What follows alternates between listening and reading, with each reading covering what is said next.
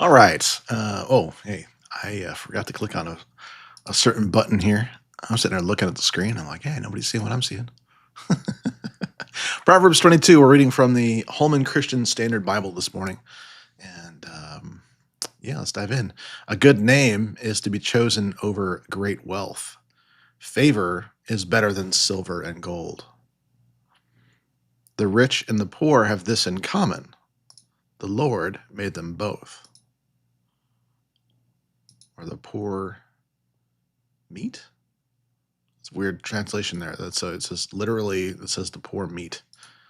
Um, so the rich and the poor meat. Interesting. So the Lord made them both, or Lord made them all. Nuances, but I think it's generally the same thing. Yeah. But this is actually came up in a mastermind discussion earlier this week. So the rich and poor have this in common: the Lord made them both. In other words, your wealth doesn't give you position, and not having wealth doesn't take your position away as far as God is concerned. You have been fearfully and wonderfully made in regardless of where things are at.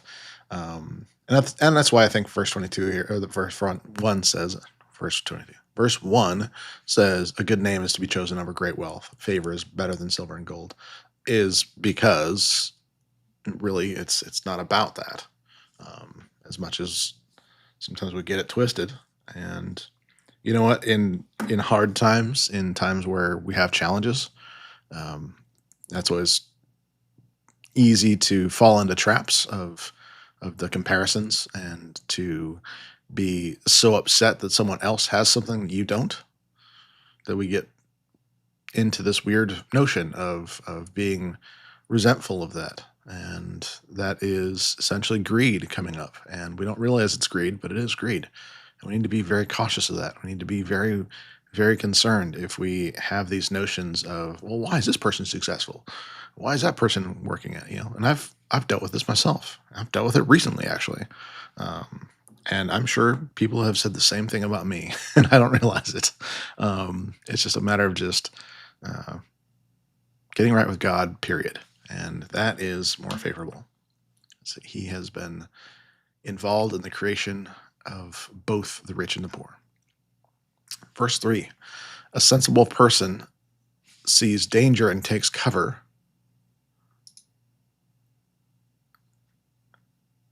Um, but the inexperienced keep going and are punished. A sensible person sees danger and takes cover. Inexperienced keep going and punished. Okay, yeah. Or I wonder if the are punished. I think there might be some different ways to translate that. Um, where it's not necessarily punishment, but actually there's a bad result. We'll have to look at that. In fact, you know what? We're right here. Why not just take a quick parallel here? Pay the penalty. It's a very simple, very similar, I should say. Or we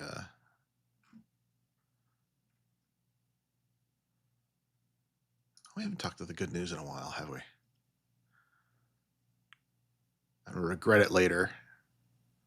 Unthinking person will walk right into it and regret it later instead of are punished. Anyway, I think it's the first time we've done that. Just immediately cross reference.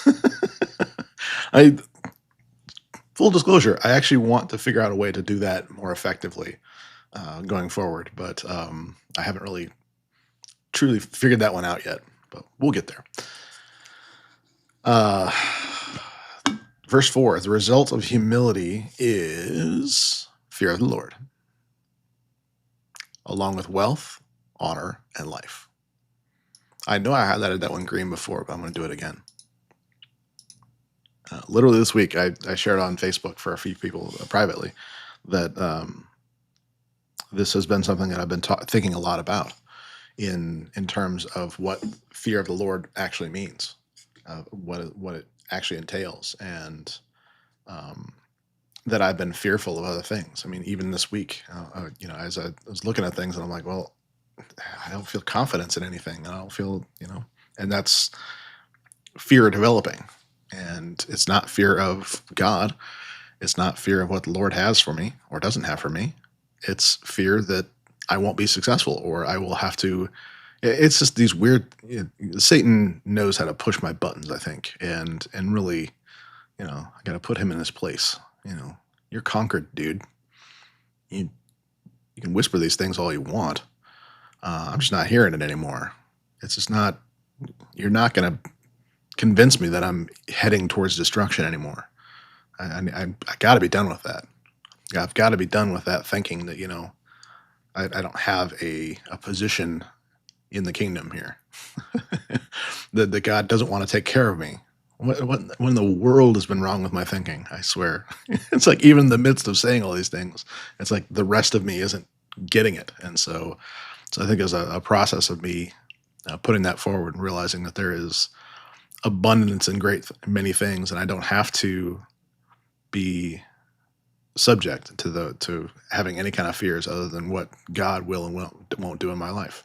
That's the only fears I should have. And so you know what? That's on him. It rests on him. And that's the result of that humility of saying, you know what? It's not about what I can do or what I can provide.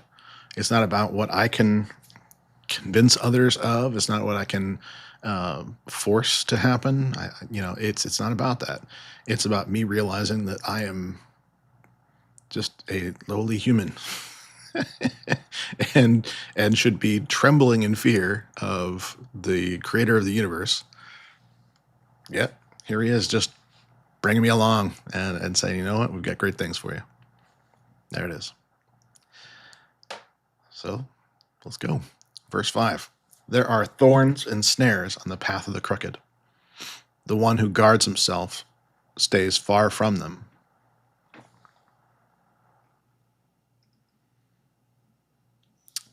Teach a youth about the way he should go.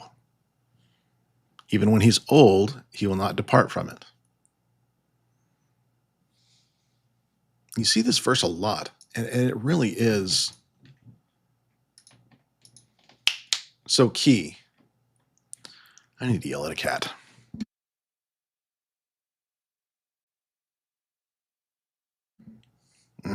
Clawing up my stairs.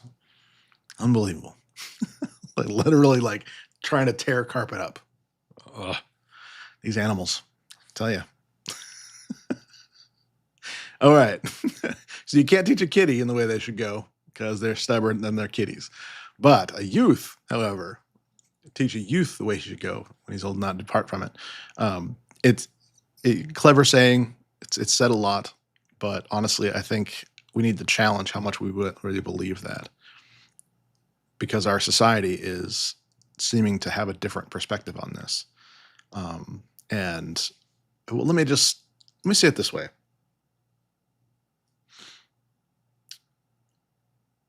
Teaching a child the character that they should have, yeah, the way he should go. That's kind of the simplified way of saying teach them why they should do it, or that this is the pathway for you. Not force them to do that, or make that's their only option. Make them realize why. So you teach it, and then that becomes part of their character. And when they're old, don't depart from it. That's what that means. It doesn't mean they're shunned if they don't go that way. That's not how that works. Um, yeah, there's certain lessons that need to be said. Like verse 7 here. The rich rule over the poor, and the borrower is slave to the lender. It's said a lot around here, around the Franklin, Tennessee area, and yeah, it's Ramsey territory. So we say this a lot around here. And it's true whether we like to admit it or not. That's the reality. And yeah, enough said about that. Probably the one who sows injustice will reap disaster, and the rod of his fury will be destroyed.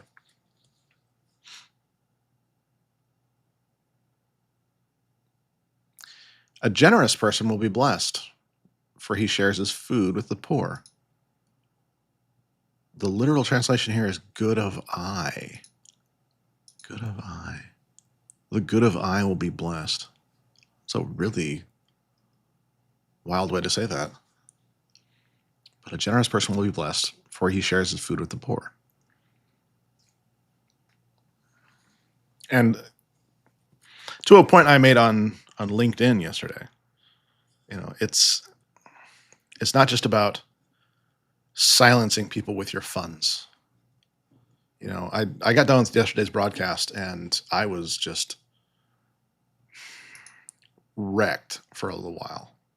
Just realizing just how much I fall into these traps of just, being quote unquote generous with finances and whatnot, but it's not really at the heart of it. It's not me being generous. It's me being kind of silencing those voices instead of holding them up, instead of sharing my life with them and sharing things that are actually valuable. I'm just giving money and calling that good and saying, "Oh, I'm doing enough."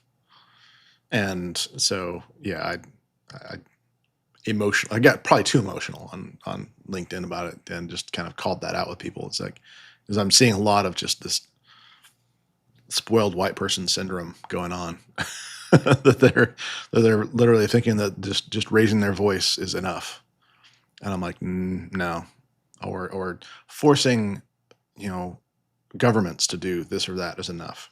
I'm like, no, that's not generosity. That's that's just like a force of will. That's a very, very different thing. And so, being truly generous, are you willing to just have a poor person at your table, that sort of thing? That's, I don't know if that's literally what this means, but you know what I mean. It's an attitude. So what that means for you might be different than me. But I think of, yeah, I could hold up a lot of people that are great examples of this, but um, we're not here for that necessarily today. I could go on, but yeah, that's just a general attitude to have. Verse 10, drive out a mocker, and conflict goes too. Then quarreling and dishonor will cease. The one who loves a pure heart and gracious lips, the king is his friend.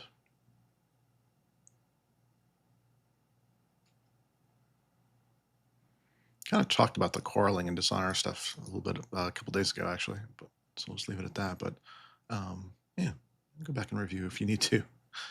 Uh, the Lord's eyes keep watch over knowledge, but he overthrows the words of the treacherous.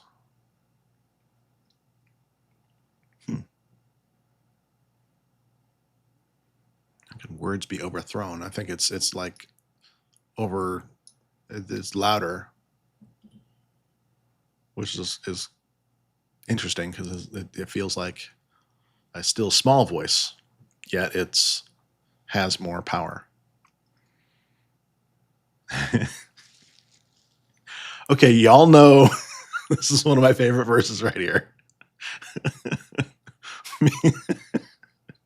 Because I always do it in the speak and say or whatever it was. The slacker says, "There's a lion outside. I'll be killed in the public square." It's just it, it's deliciously snarky, and I will always love it. Just that whole rightfully making fun of a slacker of saying something ridiculous. There's a lion outside. I'll be killed in the public square. The economy is bad. I shouldn't go out and do things. This is the wrong time to go find a job.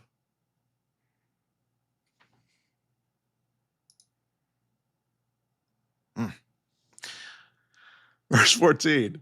The mouth of a forbidden woman is a deep pit. A man is cursed. A man cursed by the Lord will fall into it. Foolishness is tangled up in the heart of a youth.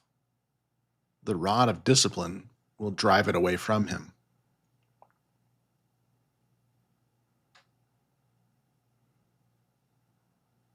Hmm.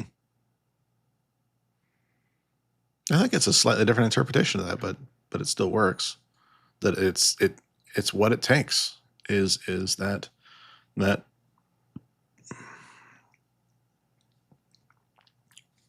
breaking them out of it, the snapping them out of that ensnared nature of it. That foolishness is tangled up there, and it takes something dramatic to break it out.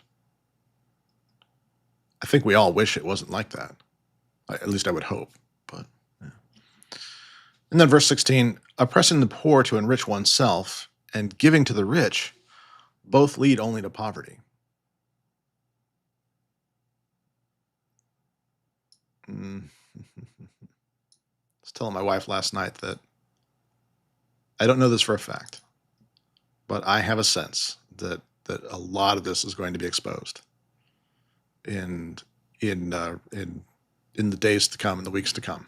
I think we're going to be seeing that a lot of this has been going on, and yeah, there's this prison back where I used to live, big federal maximum security prison that I am thinking might have some new residents soon. I have that sense. I don't know this for a fact. I have a sense about it, that we'll see this come true. All right, so this is a section of Proverbs that we're getting into that is just general sayings of wisdom that are generally thought to be just collected, not necessarily just from Solomon, but from Solomon's peers and his kind of group around him that would have contributed to this. And so um, there'll be some repetition as we go along in the chapters to come here. But this is just such a fun section of Proverbs, and so I hope you'll enjoy it along with me here. Verse 17: listen closely, pay attention, stretch out to your ear, and pay attention to the words of the wise, and apply your mind to my knowledge. For it is pleasing if you keep them within you, and if they are constantly on your lips. You let them be so that. Huh, I don't know what that footnote means. I'm sorry. For you, if they. Oh yeah, so that they're constantly on your lips. Okay. I have instructed you today, even you, so that you have confidence, so that your confidence may be in the Lord. Haven't I written for you 30 sayings? Wow, this is a big footnote. One Hebrew tradition reads, you previously. Alternate says, you excellent things. Another source, the Vulgate, reads, you 3 times. So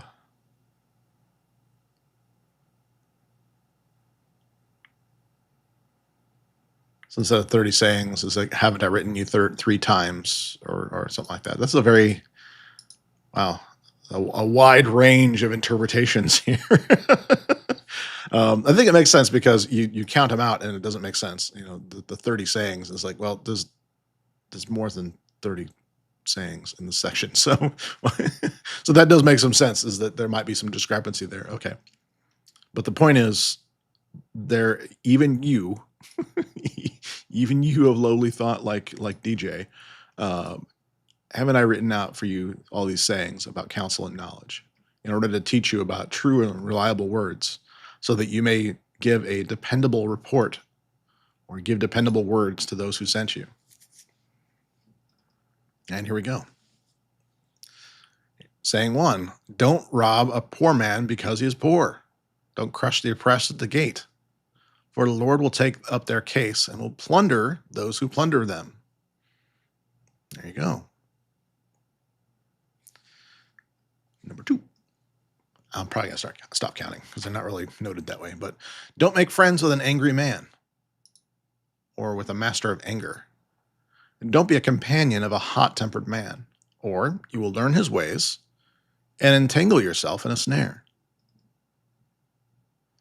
Don't be one of those who enter agreements and put up security for loans or do the shaking of hands. If you have no money to pay, even your bed will be taken from under you. That whole key of if you have no money to pay.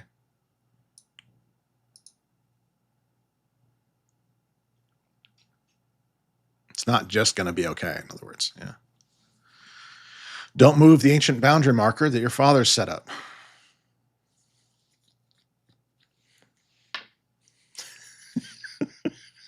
Sorry.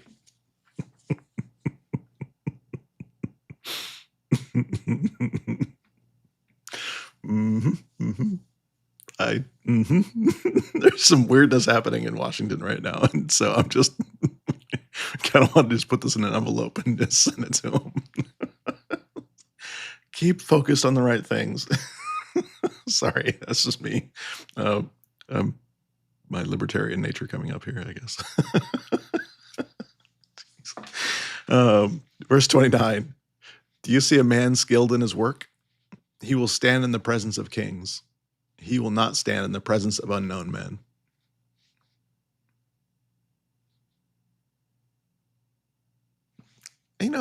I kind of like this one.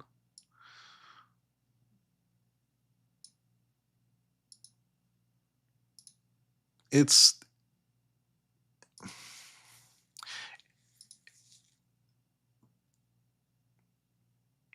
I don't want to say it's about achievement, but at the same time, there is a nature of God wanting to honor people for using the talents and gifts they've been given and developing those talents and saying, you know what, I have a natural proclivity towards this. I'm going to lean into it. Um, and it doesn't matter what season of life this is in. And it doesn't have to be, hear me on this, please. This doesn't have to be your vocation. A lot of times you have people that are talented in certain areas that have nothing to do with their vocation. In fact, I would argue that there are some people that have talents that really help them just to get by from the stresses of their vocation. And you know what? That's great. If someday that makes it so that you're doing other things, great too. I'll give you an example. So I used to um, teach a kind of a quick cohort class kind of a thing called uh, Thriving Artists. The concept is that people can be artists or craftsmen and that sort of thing, and use their day job to support that. Instead of worrying about going and selling their art and things like that, they can do this other thing. And maybe someday they will get to that point of selling their art. Great. But there's value in doing these expressive things as an example. If you have these natural talents and abilities towards this, there is wonderful things you can do with that. There's a, a grand amount of things that can be done with it, but that's not what makes you stand in the presence of kings. What makes you stand in the presence of kings is that willingness to do it for God's honor, and to be not just to do it. I shouldn't say it that way. Not just to do it. That's not what I'm saying here. I'm saying to do it in such a way that you want to get better and better and better at it, to become skilled in that work, not to gain wealth, but to gain God's favor. And that will naturally cause people to be attracted to you. And so that can be a lot of great things. But also it can be work. It can be your vocation. There's a lot of things that I have done in my life that I've realized certain gaps in the field. And I kind of talked about that when I first started today, that I've been, I was interviewed a while ago, and they were basically just putting it out to various publications and seeing who's going to pick it up. And one finally did. And it's on a difficult topic. It's about talking about just the state of IT and how a lot of information technology services. There's a lot of talk about AI and things like that, and there's really a lot of confusion in the marketplace right now, and a lot of things. But honestly, what I want to build up with people is a notion of, if these are natural talents and abilities you have, build them up. And my hope, at just between us, not really, but my hope is that that will cause additional conversations to happen. That hope being put into these people's lives will cause additional conversations about this to happen, of saying, you know, what is it about, what brought you to these conclusions? What things about your life brought you to this? And being able to say to them, well, this is a result of my not just having faith, but walking in it and being willing to challenge that and grow that, just like I grow everything else.